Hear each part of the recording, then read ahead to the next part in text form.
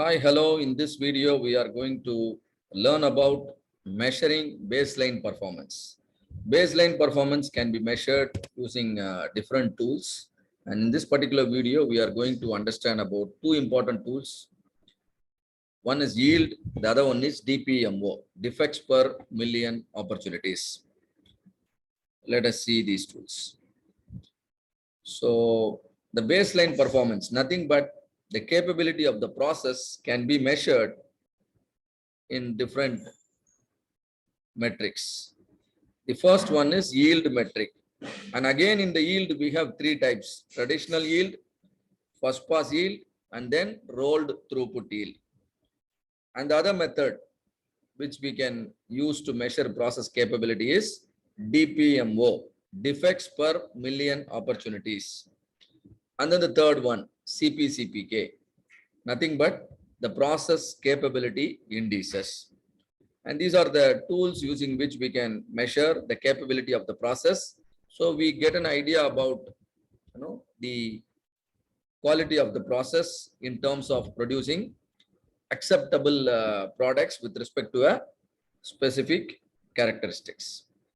So let us understand. So traditional yield is, you have the formula here. Traditional yield is nothing but the output divided by input. This is how traditionally most of the companies will also be calculating their process performance. Output produced divided by the input that is fed to the process. If the output is 90 against an input of 100, then the traditional yield is 90%. Then the traditional yield is 90%. And see here, to understand, let us consider this as a process. And see here, the input is 100. Let's say it's a kind of banking process. There are 100 transactions taking place. When 100 transactions are taking place, 10 of the transaction got failed. That means, it is the transaction is not successful. It is failed.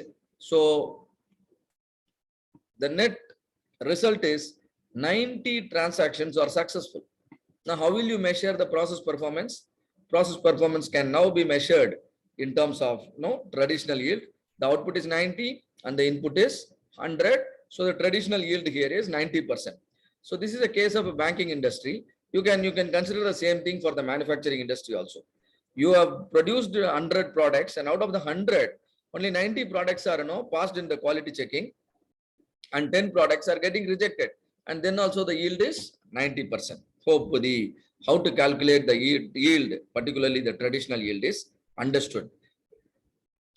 But the traditional yield, what we have learned just now, has a drawback. I mean, a disadvantage. It takes into account only the failures, only the I would say only the defects. But in real time, what happens in any company, in addition to the defects, in addition to getting rejecting the product,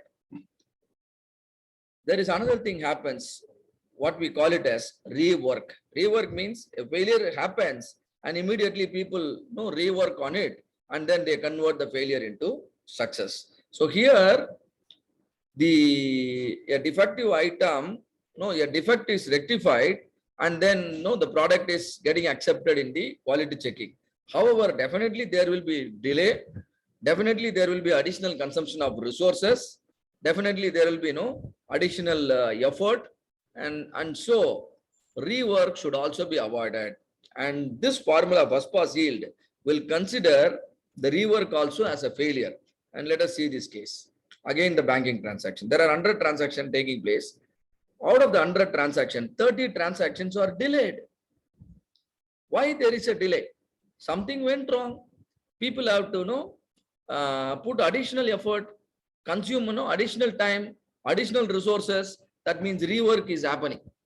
For 30 of the transactions, some rework is done, and then these transactions which got delayed were made to a successful transaction.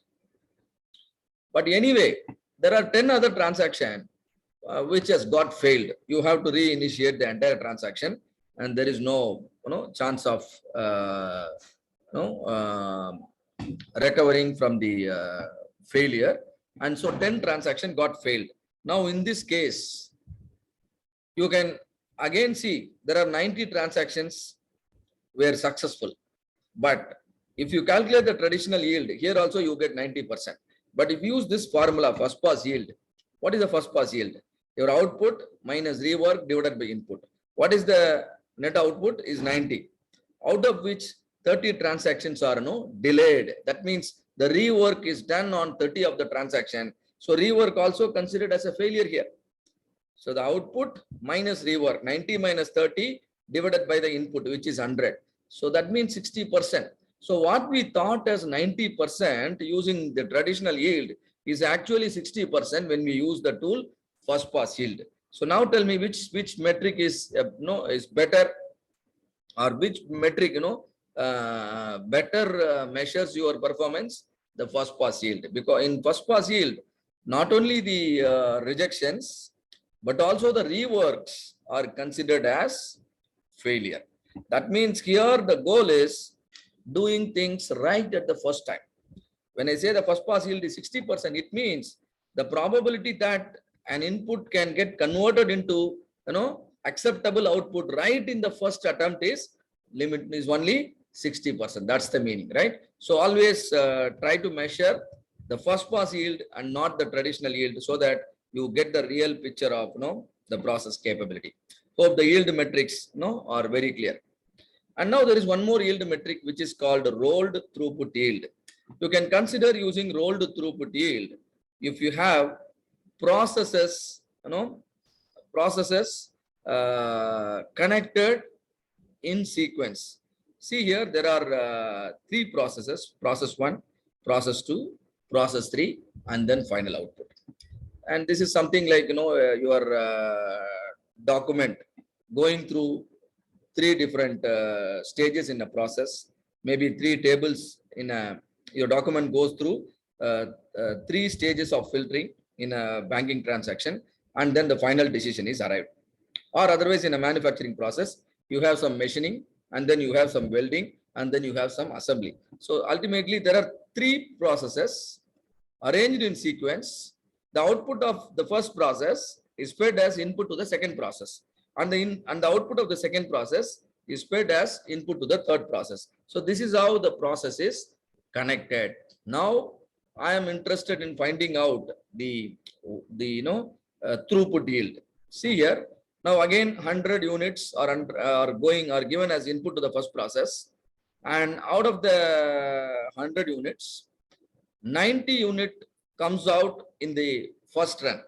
That means reworks also removed, and defective items also removed, and finally 90% of the input comes out in the first run itself. So the first pass yield of the first process is 90%.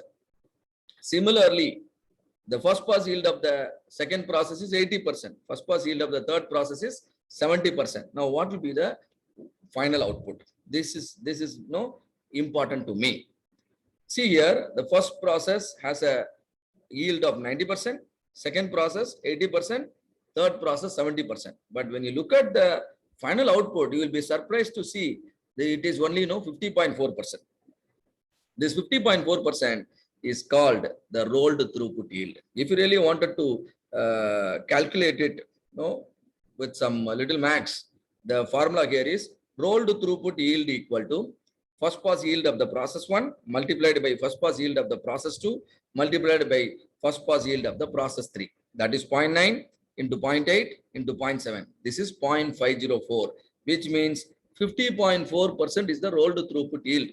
That means after going through 3 stages of your process, only 50.4% of the input will get converted into the acceptable output. That means 49.4% of your input are getting rejected. So now tell me which metric is giving you a clear picture. The throughput yield. Most of the business processes are connected in sequence in this manner. So it is always important to measure the performance in terms of the throughput yield and not in terms of the traditional yield. Hope all of you, gained the clarity on the three types of yield metric: traditional yield, first pass yield, and then rolled throughput yield. Now moving on, let us also understand DPMO. So what is DPMO? DPMO stands for defects per million opportunities. In order to understand how to calculate the DPMO, the defects per million opportunities, let us consider, we are doing a survey with our customer through a Google form. That Google form contains 10 fields, maybe the name, date of birth, the monthly income, and then blood group, and these kind of details. So how many fields are there? There are 10 fields. So anybody who is filling up the Google form can fill all the 10 fields correctly. If suppose if they make a mistake, they can make mistake in any of the 10 field. That means the number of opportunities for failure, we call it a defect. The number of defect opportunity in this case is 10. That means the number of fields in the Google form is 10, which means each field can go wrong. For example, I can type my name with a typo error, isn't it? So how many ways the Google form can carry a defect? There are 10 fields. All the 10 fields can have a defect. So the maximum number of defects possible is 10. What do we call it as? Defect opportunities. Imagine you are doing survey with 15 people. So the total number of forms is 15. If you do a survey with 15 people and each people is going to fill up 10 fields in a form, the total number of fields will be 15 into 10, isn't it? This is called total number of opportunities. 15 into 10 is 150. So after conducting the survey, you are actually referring to the result. And now while referring to the result, you understand that totally 22 fields were filled wrongly by your, by the people who responded to your survey. Totally there are 150 fields you have now. Out of the 150, 22 fields are found to have defect. So now I want you to calculate defect per opportunities. Now the formula is defect per opportunity means defect divided by opportunity. So how many defect you observed? 22. What is the total number of opportunity? 150. 22 divided by 150 is 0.146. So what is 0.146? Defects per opportunities, DPO. If 0.146 defect is possible per opportunity, my question now is, if there are 1 million opportunities, how many defects would occur? You have defects per opportunity. You want to calculate defects per million opportunity. So simply multiply defects per opportunity by 1 million. What is 1 million? 10 power 6. So 0.146 multiplied by 10 power 6 will give you 1,46,000. That means in this particular process of conducting survey with the 15 people using a Google form containing 10 fields, that is 10 defect opportunity, the DPMO is calculated to be 1,46,000. Now you can actually convert the DPMO into appropriate yield or appropriate sigma level, right? It's all possible.